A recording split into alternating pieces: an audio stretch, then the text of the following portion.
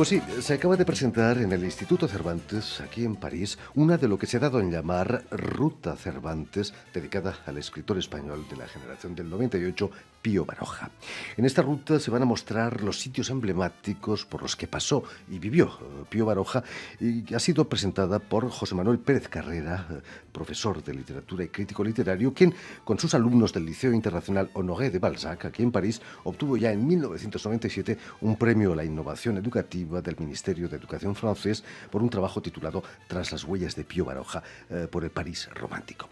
Y para hablarnos de esta nueva ruta Cervantes y de las peripecias de don Pío Baroja aquí en París, José Manuel Pérez Carrera ha sido tan amable de venir a nuestros estudios. Buenas tardes, José Manuel. Hola, buenas tardes. Quien ha venido acompañado de Juan Manuel Bonet, director del Instituto Cervantes de París. Buenas tardes, Juan Manuel. Y sobre todo, muchísimas gracias a ambos por haber aceptado nuestra invitación. Quizás para comenzar sería interesante que Juan Manuel Bonet nos explicara, para los que no las conozcan, qué son estas rutas Cervantes aquí en París. Bueno, las Rutas Cervantes son un portal multimedia dedicado a creadores españoles y latinoamericanos que han tenido una parte de su vida significativa en París. En ese sentido, pues claro, Baroja faltaba, evidentemente, porque es de los más enamorados de París. Tenemos rutas dedicadas a Ramón Gómez la Serna, a Unamuno, a un creador de moda como Balenciaga, a Dalí, y luego del otro lado del Atlántico, pues tenemos, que se encontraban constantemente con estos que he mencionado, pues a Octavio Paz, a César Vallejo, a Vargas Llosa, a García Márquez, a Neruda, a Diego Rivera. Es decir, son figuras que han marcado París y a las cuales París ha marcado también. Incluso también hay figuras colectivas, como puede ser la 9, recientemente recordada por los reyes de España cuando se puso el nombre de la 9 a una plaza delante del Ayuntamiento de París. Juan Manuel, es un ejercicio relativamente fácil y muy agradable, ¿no? Todo el mundo ha pasado por París.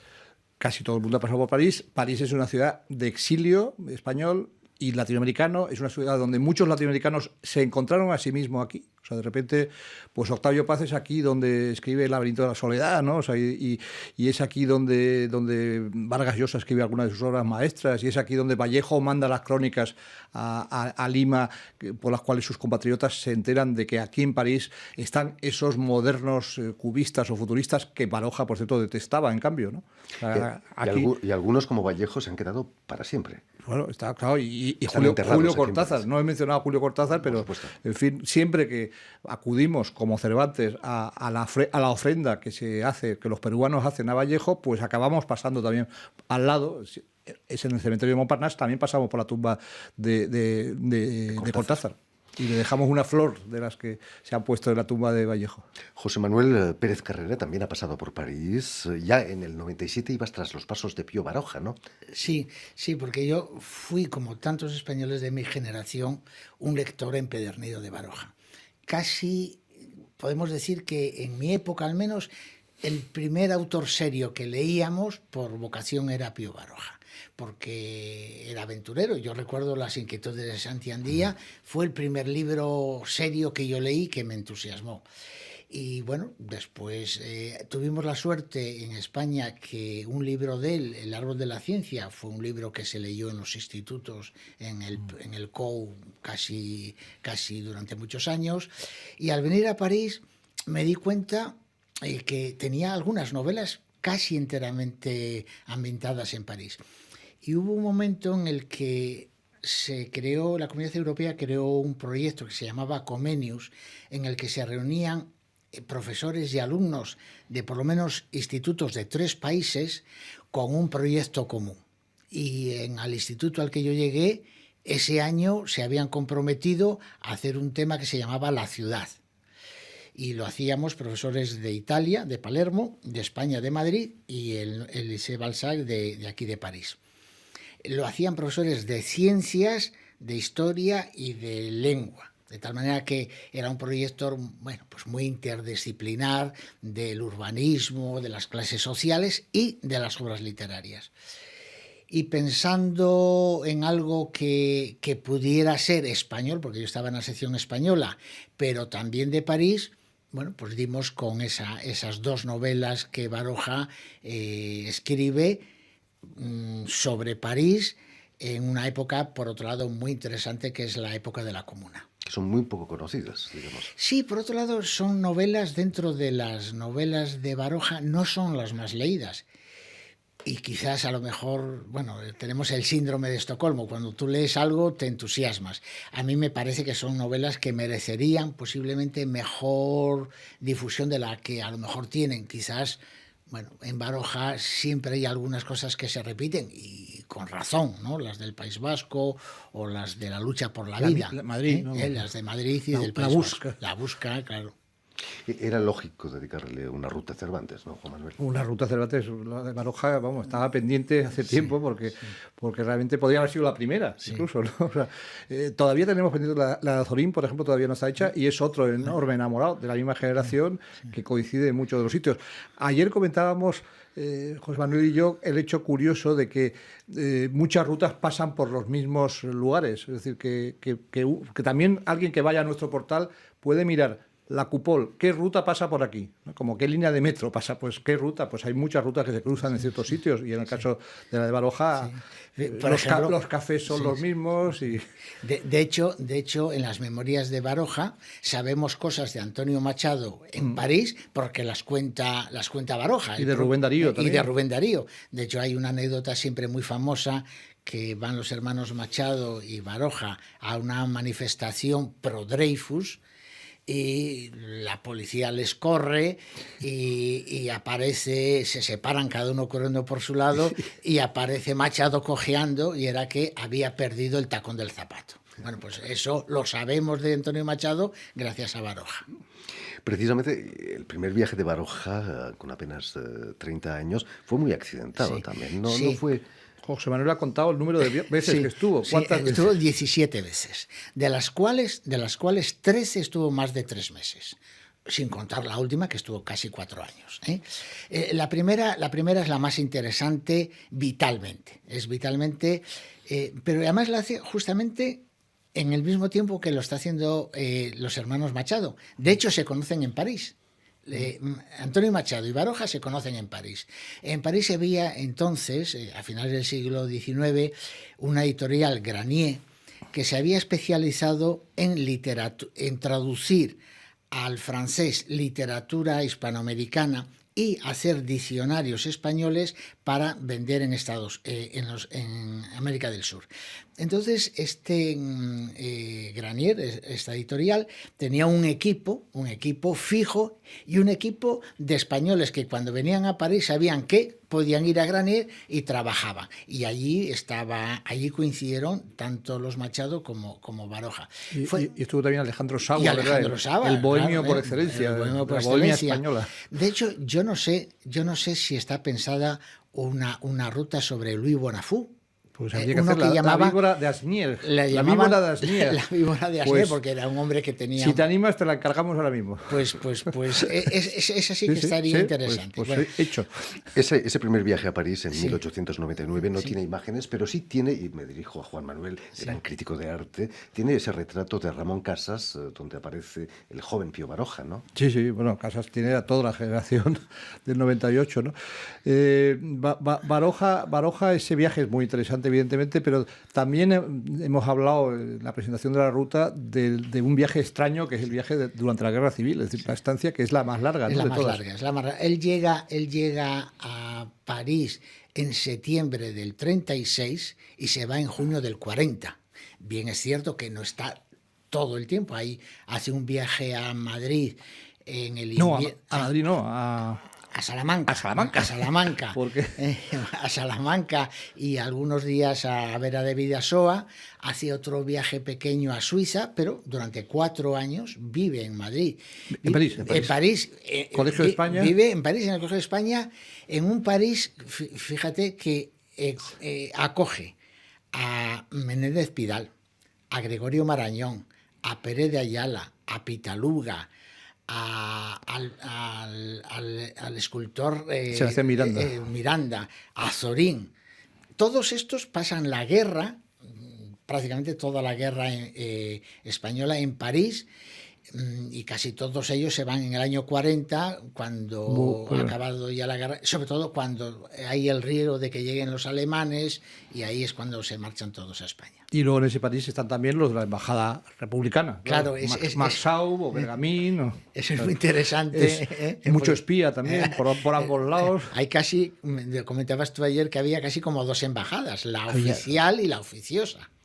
Y claro, y el caso es que después se marchan, cuando ellos se marchan, porque acaba la guerra, vienen los exiliados de la Alberti, del 39, Alberti y toda esta gente, que a su vez, y Neruda, que se tienen que ir cuando llegan los... Esto pasa muchísimo estudiando el París español, sí, y el París de los exilios y las inmigraciones, también la económica y tal. Yo una vez estaba escribiendo un artículo sobre ese tema y me metí un poco en la época romántica, un poco anterior a esa de... Pero vamos, los románticos, los primeros románticos. Y había un policía francés que decía, me están volviendo locos estos españoles porque ya no me aclaro a quién estoy siguiendo, si es absolutista o si es liberal. O sea, porque claro, como además se cambiaban de bandos, aquí en París, pues... Es cierto que casi le rompen la cabeza en un mitin anarquista a Pío Baroja. Sí, él lo cuenta en sus memorias. En aquella época... él se sentía muy atraído por el anarquismo como ideología. Bueno, y de hecho siempre lo estuvo. Pero, claro, él tenía miedo en España, sobre todo el anarquismo violento, pistolero, etc. Y aquí se entera un día que en el Boulevard Saint-Antoine hay un mitin anarquista y él va solo como de incógnito. Él cuenta en sus memorias que oyó por primera vez la Internacional allí, cantada, y que le quedó muy prendado. Dice, en aquel contexto tenía mucha fuerza. Y lo que le sorprendió al entrar era que había mucha policía, y parecía que aquella era una gente muy pacífica que iban a hablar, solo a hablar. Y cuando salieron, la policía les estaba... él cuenta que era una especie de pasillo largo y allí les molieron, y él dice, estuve una semana con dolor en el hombro, pero él dice, justo castigo por mi curiosidad. Después de eso se vuelve a España corriendo, y es cierto que el consulado le paga el viaje de vuelta. Sí, desgraciadamente en los 4 meses que está aquí no consigue ningún trabajo fijo, 2 colaboraciones y no tiene dinero. Y el consulado tenía una especie de ayuda para los españoles, para repatriarlos, y es muy interesante cuando él va en el tren y con la gente de allí, habla en el vagón y le preguntan, ¿pero a usted no le ha gustado París? Y dice, claro, París es muy bueno para los que tienen dinero. No han cambiado las cosas. Es un hombre muy paradójico, porque también hemos comentado el hecho de que, siendo un enamorado de París, del viejo París, sobre todo el París medieval, del París romántico, etcétera, luego después, en la Primera Guerra Mundial, es germanófilo. O sea, y estaba publicando en la revista España de Ortega y Gasset, era el único que de repente le hubiera gustado que ganara el Kaiser, ¿no? Sí. Nuestros oyentes están sobre todo en América Latina. Aquí conoció a Rubén Darío, ¿no? Sí, conoció a Rubén Darío, y él vivía en esa época, en el año 13, en uno de los viajes. Precisamente es un viaje que coincide también con Antonio Machado. Antonio Machado en el 13 se acaba de casar con Leonor y viene a hacer un curso a la universidad con Bersón. Leonor se pone mala y entonces ellos se tienen que ir. Y en este caso es Rubén Darío el que paga el billete a Antonio Machado. Bueno, pues en esos meses Baroja vive en un hotel en la calle Vaugirard, enfrente donde está ahora la Poste, y Rubén lo iba a ver bastante. Y le propone que escriba en una revista de la que él va a ser como el director, una revista que era dedicada para Latinoamérica, Mundial Magazine, que en comparación con otras revistas de la época tenía una estupenda presentación, y colaboración gráfica espléndida de Ramón Casas, de Vázquez Díaz, de pintores. Por ejemplo, allí salió uno de los famosos retratos de Rubén por Vázquez Díaz. Y el caso es que, de todas maneras, Machado sí que escribe allí. Machado escribe La tierra de Álvaro González, el romance ese tan bonito, lo publica allí. Pero Baroja no publica, Y él hace un comentario De esos suyos incorrectos. de esos suyos incorrectos, porque le parece que los dueños son unos banqueros que eran uruguayos, pero le parecieron unos judíos. Y dijo, y yo vi aquello como algo turbio y no colaboré. Juan Manuel, gracias a las rutas Cervantes se están poniendo placas en esos enclaves, en esos sitios maravillosos. Bueno, ponemos nuestro granito, la placa la pone el ayuntamiento. Pero bueno, la gente se da cuenta de que estáis haciendo una labor importante, ¿no? ¿Qué sientes cuando estás delante de una de esas placas donde pasó Baroja? La de la 9, por ejemplo, es una cosa hermosa, ¿no? Porque realmente la 9, la ruta Cervantes, que se hizo hace ya bastante tiempo, pues dio a conocer esa ruta, por ejemplo, a Paco Roca, y Paco Roca hizo una novela gráfica preciosa sobre la 9. Expliquemos que la 9 es la división blindada. Exactamente, la división blindada que llega con Leclerc y que participa decisivamente en la liberación de París. En fin, llega al Ayuntamiento de París, donde se ha puesto esa placa, con esa pequeña plaza dedicada a su memoria, ¿no? Y bueno, pues una de las próximas rutas, por ejemplo, va a ser la de Joaquín Rodrigo, que compuso en el París del 39 el concierto de Aranjuez, y precisamente estamos colaborando con el Ayuntamiento, primero para el tema de la placa, pero sobre todo para un concierto que va a haber en homenaje a Joaquín Rodrigo en el propio Hotel de Ville. En fin, se pueden buscar datos en nuestra página web, verán cómo ese va a ser un acontecimiento muy hermoso, ¿no? Y también ahora estamos trabajando en la ruta de alguien que acabamos de mencionar, que es Rubén Darío, en colaboración con la Embajada de Nicaragua, pues este hombre para el cual París fue tan importante y que fue además el que pasó, digamos, la poesía simbolista francesa a nuestro idioma, y a los raros, que él les dedicó un libro en Buenos Aires, pues los puso, digamos, de moda entre jóvenes que se llamaban Antonio Manuel Machado y Juan Ramón Jiménez o Valle Inclán. Pues le vamos a recordar por activa y por pasiva. Vamos a estudiar la revista Mundial, vamos a estudiar su contribución a París, vamos a estudiar su contribución a las letras españolas, en fin, todo eso. O sea que estamos en ello, seguimos en ello. En fin, pues ya lo saben, de momento tienen una cita el próximo domingo 28 de febrero para esta ruta de Cervantes dedicada a Pío Baroja aquí en París, que empieza, por cierto, a las 11 de la mañana. Muchísimas gracias a José Manuel Pérez Carrera, especialista en Baroja, y a Juan Manuel Bonet, director del Instituto Cervantes de París, por haber estado aquí con nosotros. Y sobre todo, mucho éxito en esta ruta de Cervantes. Gracias. Muchas gracias a vosotros.